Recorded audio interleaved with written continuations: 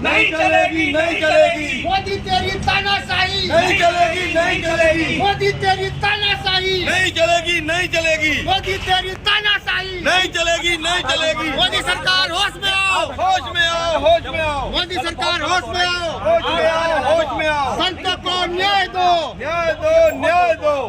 बहुत गलत कर रहे हो आप लोग। गलत नहीं कर रहे हैं। जितना आदेश है वो आपके ही शत्रु है। आपकी कोई अनुमति नहीं है।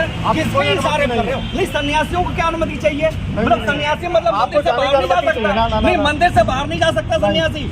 मंदिर में नहीं आ सकते क्या सन्यासी? नहीं, आप ये बताओ कि मंदिर में नहीं आ सकते क्या? इतनी बड़ी तानाशाही हो रही कि मतलब सन्यासी मंदिर में नहीं आ सकता?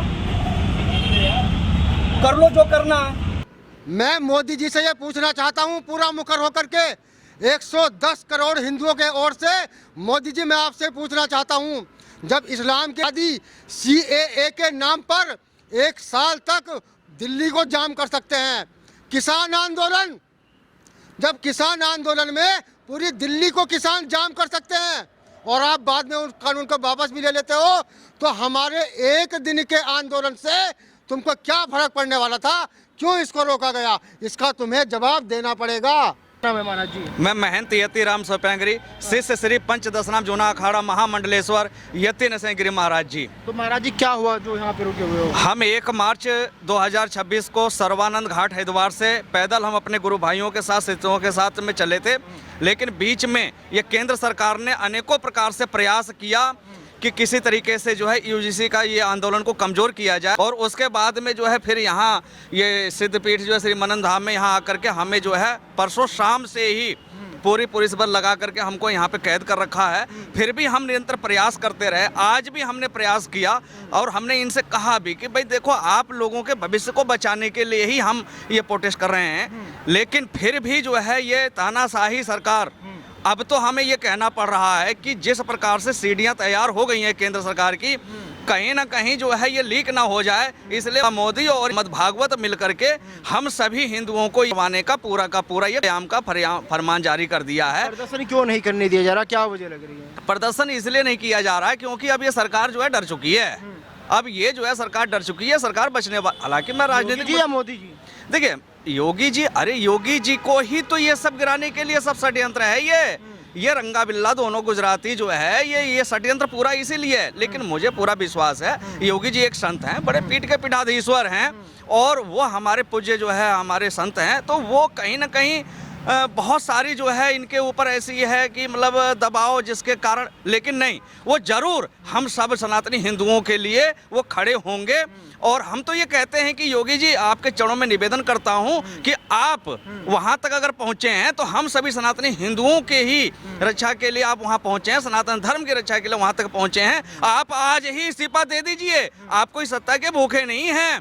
हम सब लोग मिलकर के पूरे जो है देश के हिंदू संत समाज आपको प्रधानमंत्री बना देंगे।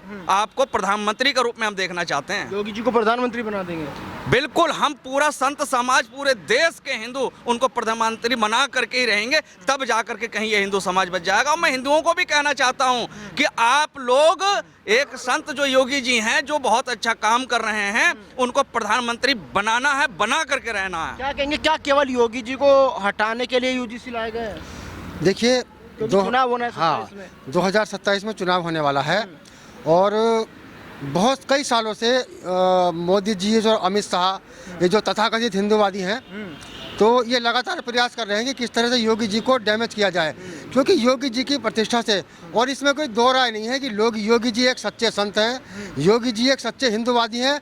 योगी जी सत्ता को छोड़िए, योगी जी केवल और केवल हिंदू समाज के लिए कार्य करते हैं। योगी जी को डैमेज करने के लिए, योगी जी को मुख्यमंत्री के पद से हटाने के लिए ये पूरा षड्यंत्र इस समय किया गया है, क्योंकि चुनाव तो यूपी में होने हैं, तो इसलिए ये जो गुजरात के तो उन्होंने ये षड्यंत्र किया कि किस तरह से योगी जी को डैमेज किया जाए।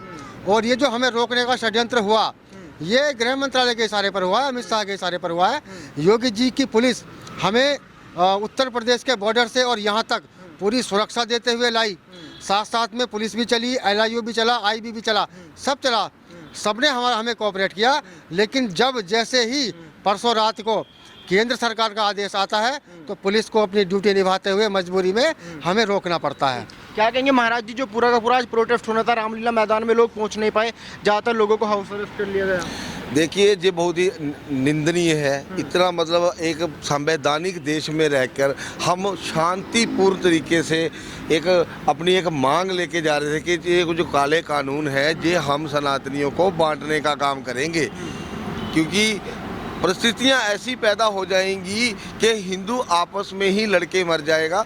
ये उन्होंने एक तीर से दो निशाने करने का पूरा प्रयास किया है कि योगी जी को भी हटा दिया जाए, पत्ता साफ कर दिया जाए उनका, और सनातनियों को भी आपस में लड़ा दिया जाए। जो बाकी बचेंगे वो इस्लाम के जो तत्पर बैठे हुए आप देख रहे हो। होली पे हमारे देखो एक मात्र एक रंग लगने पे हमारे एक भाई को मार दिया गया उत्तम नगर में, भागवत के पास बड़ौत में ये घटना हुई। तो कब तक मतलब हम बढ़ते रहेंगे और कब तक नेताओं की चाटुकारिता में लगे रहेंगे? हमें इस चीज़ से बाहर निकलने के लिए बाहर निकलना होगा। हम संत जागृत हैं, हमें उनकी मंशा का पूरा पता चल चुका है कि उनका प्लानिंग क्या है।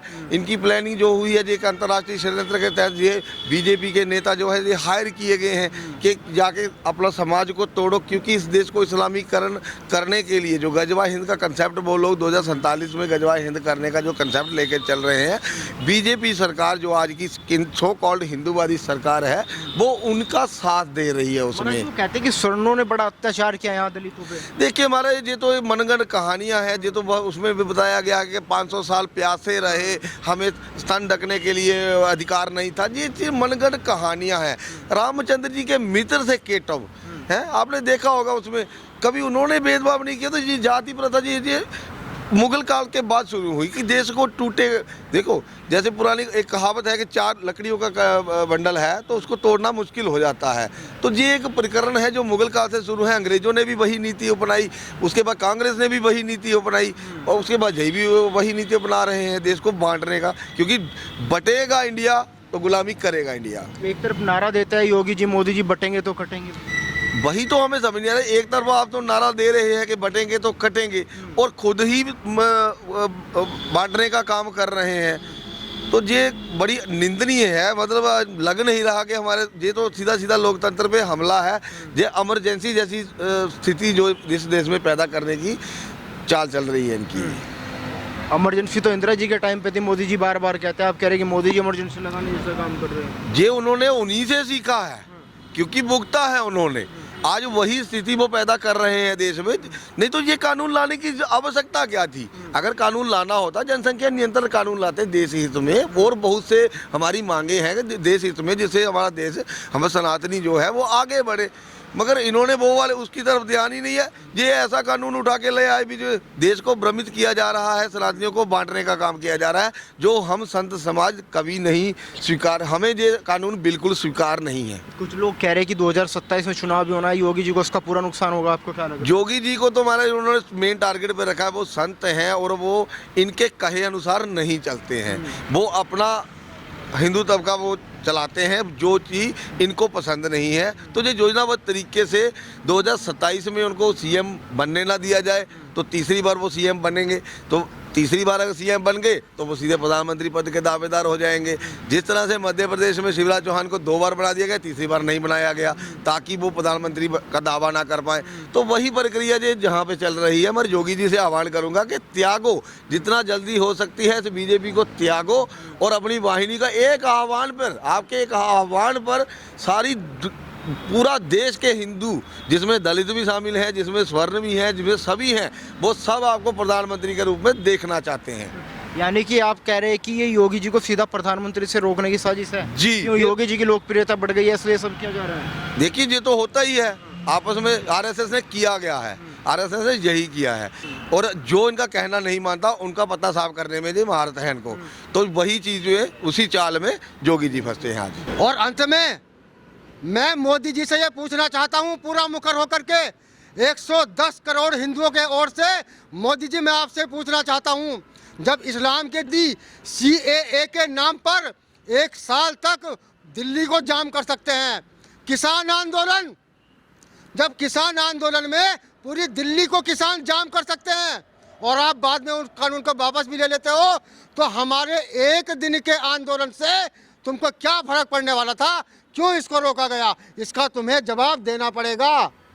आप कह रहे हैं कि जानबूझ के रोका गया? बिल्कुल जानबूझ के रोका गया। उनको लगा कि ये जो है मुट्ठी भर लोग हैं, ये क्या कर लेंगे, इनको तो दबा ही लेंगे, तो ये हमें जानबूझ कर रोका गया। भाई मुसलमानों का आप कितना ही बड़ा आंदोलन करा लो, किसी परमिशन की जरूरत नहीं। देखिए, ये सरकार जिसे हम हिंदूवादी सरकार समझते हैं, ये तो भूल जाइए कि ये हिंदू है, क्योंकि इनके मुंह से आज तक ये बात सुनने को नहीं मिली कि हाँ बीजेपी हिंदुओं की पार्टी है या सनातनियों की पार्टी है। ऐसा शब्द कभी सुनने को नहीं मिला है। और चुनाव से पहले इन्होंने सनातनियों को भ्रमित करके सत्ता हासिल की एज पर प्लानिंग, क्योंकि उस समय कांग्रेस से लोग उग चुके थे, तो इन्होंने नया मुद्दा बना दिया हिंदुत्व का। तो हिंदुत्व में लोग शामिल हुए, लोगों ने बढ़ चढ़ के साथ लिया, इनको सत्ताधारी बनाया। और जैसे ही सत्ता में आए, सबका साथ सबका विकास, मुसलमान तो इनको वोट देता नहीं। इन्होंने मुसलमानों को इतना सशक्त कर दिया। कांग्रेस ने तो मुसलमानों को गुलाम बना के रखा था, उनको पढ़ने का अधिकार भी नहीं था, मदरसे बना के दे दिए कि जाओ अनपढ़ रहेगा इंडिया तो गुलामी करेगा इंडिया, उससे वो कंसेप्ट लाया। मगर बीजेपी ने सबका साथ सबका विकास, राशन फ्री, एजुकेशन फ्री, मदरसों का डिजिटलाइजेशन। अरे क्या आवश्यकता है जब पता है मदरसे में से आबादी ही निकल रहे हैं। तो जिससे वोट लिए हैं, जिनके वोटों की मदद से आप सत्ता में आए हो, कम से कम उनके लिए मैं पूछना चाहूँगा मोदी जी से, 12 साल हो गए, 13 साल हो गए इनको सत्ता में आया, एक काम बता दो जो आपने सनातनी हित में किया हो।